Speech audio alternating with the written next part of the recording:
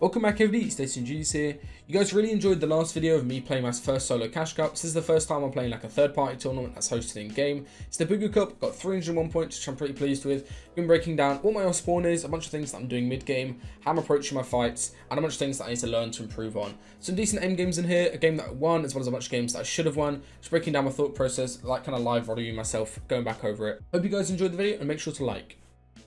For my spawn, I'm not actually going to leak exactly what I did, but I did my authority route. I'm not going to leak it because I've already given it to a couple of people as part of my drop spots, right? But it's a really good route because you have a really high chance of getting jewels. And obviously, doing that bench strat that I talked about in that Wkeying video is so good just because you have so much opportunity to third party fights mid-game, just like so. Oh my goodness.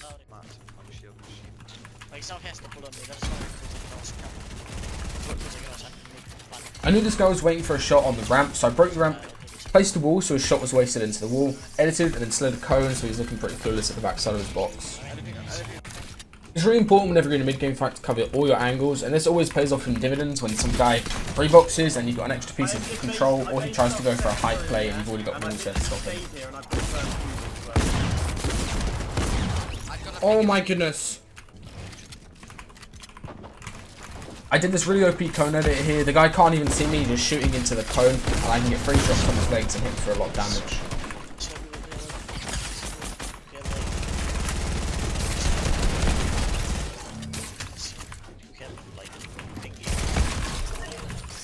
I was really cautious with my edit here, and the most important thing to take away from this is when you're going for an edit from the top of the stairs, stand as high as possible on the stairs. It makes it really hard and awkward for the other guy to hit the shot, and obviously you can jump and make the angle even worse for the guy inside the box.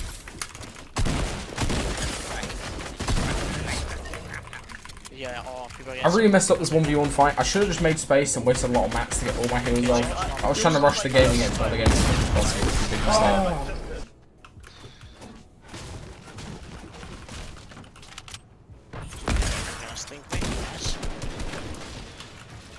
This is a really nice trick you can do. Whenever you actually place a stair in somebody's box, hold your stair blueprint out for a second longer, press your edit button, and you'll be able to flip or do a stair rotate through the wall just because you've already grabbed the edit. It's really useful to do, and it caught this guy completely off guard.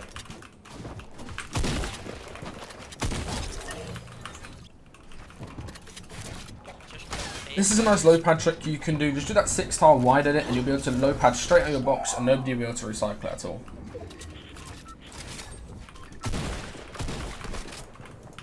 This end game I played pretty well. I think the biggest thing I need to do is just get better at grabbing what I need from the kills. This guy I spent so long in Storm trying to grab all the mats, and I'd already grabbed everything I needed, right? I should have kept on moving sooner. Wasted a lot of health to that. Now here, this is just good piece control on this kid as he runs past. I fully boxed him in like a fish, able to kill him. But again, right, I spent so much time in Storm there, so I come out with very low HP. And then here I got really over eager. This guy did a nice ramp on me, and I died to Storm. This end game I played a lot better. I realised this kid was going to pad. He made such an obvious low pad. If you're going to low pad, don't do it like this guy. Just do it out of your original box. Don't expand at all. Just do it out of your original box. Edit your cone. Break your floor. Pretty straightforward, right? I've recycled that pad a couple times and used a couple more movement items to get into a really high layer here. This thing I learned from Arkham Body is so good to be on a high layer during first moving, because you don't really need to risk going for a kill just yet. Because I'm on such a high layer, this is what Arkham does the whole time, is he just goes up for a high play at the end of first moving. Let's catch this guy off guard after he just got an impact kill. Although shockwave launcher is really fun and balanced, so I got a little bit sent out to Storm. I had fish to go back in, and I also realised I killed Catty Launcher. Most people wouldn't know that I've killed Catty Launcher at this point, so they'd probably think it's too scary and too early to go to high.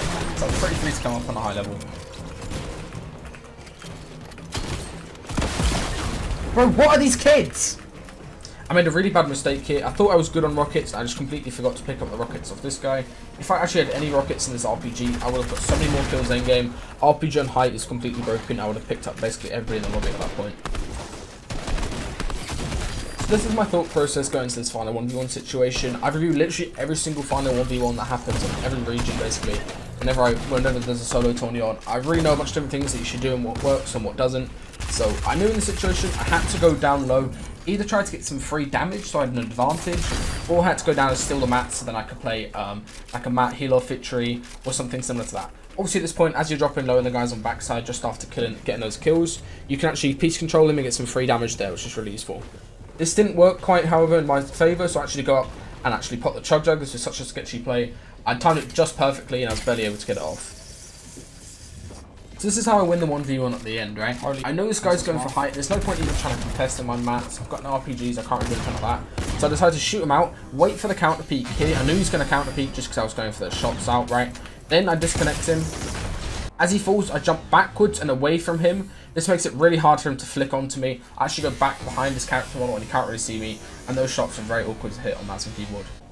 This is what my drop spot looks like for you guys who are going to ask. I've altered a little bit just to the west of Sweaty rather than landing at that south triple house. There's more loot potential, and obviously now they added this gas station where you can get 3 barrels and 2 fruit boxes, which is really good for off spawn.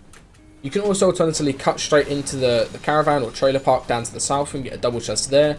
Then you can rotate up to the skate park, another double chest. You can get max wood, max metal pretty quick. And then you can rotate along the beachfront. There's 2 extra chests along the way. Then you can go into pier. Sometimes pier is completely free and I can get a load of fish, as well as 3 extra chests, and then hit the whirlpool. Or I just come back into Sweaty and third party. If you're interested in your own drop spot, they can be booked from our website, DestinysJesus.com, for only $10. Really good value for money. I've had a lot of players make farmers for the first time running just a nice low-key drop spot, gets them contested less, makes them get into endgame with better loot more consistently. As always, feel free to try this one in the video. It's really good as well. This is a nice trick you can do with the cone. Get that in post wall, then get the cone off, box the ground like a fish, and it's pretty free kill at spawn as you've got all the edit control.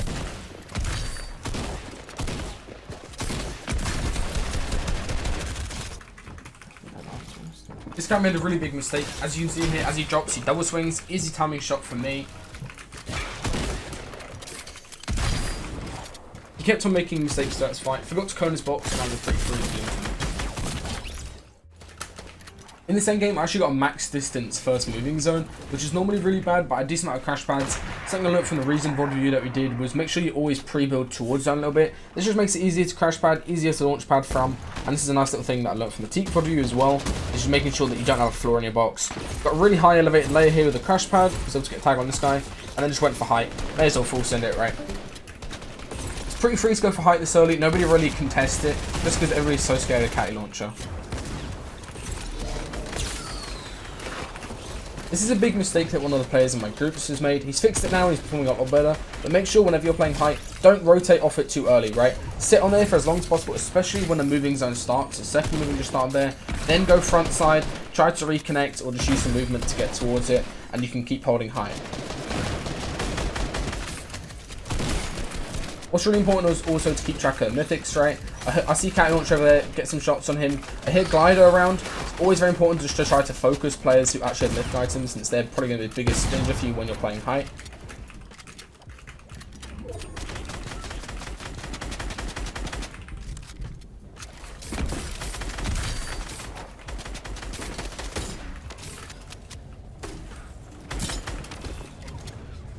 That's the danger. I didn't focus that Catty Launcher enough, so I had to go towards low ground. Get a big impact kill here on low ground. Missed the mythic there, but I know it's out of contention. Only kick to deal with. Get a couple of tanks on him there to begin with. Now kind of self situation. I have to go towards low ground. I know there's only 3 players left. I have to make a play. Try killing one of these players to get a refresh. Kitty goes up again. Forced into 1v1 against low ground. And this is just bad aim by me. Not really much to say. I'm right on the wall here, so he couldn't hit shots. I missed my one tank and I should have killed that guy. Let's go, bro. That was such a good game. 3-1. This was my last game and I was in a 1v1 against this guy mid-game. I made such a big mistake. I should have had a 2x1 to just begin with before even counter peeking this guy. I thought I could finish the fight pretty quick. I'd already got some tags on him and I completely rushed the fight and scrapped it. That's all for this video. I hope you guys enjoyed it and can learn a couple of new things. I definitely have a lot to work on in solos. I still don't have enough time to play, but I'm trying to get some more time to just play all these solo cups and make videos for you guys, since I know a lot of you really appreciate them. If you want to watch me play live, I'll stream on twitch.tv/DestinysJesus or just do all my live VOD reviews over there. So make sure to follow me and also subscribe if you're new.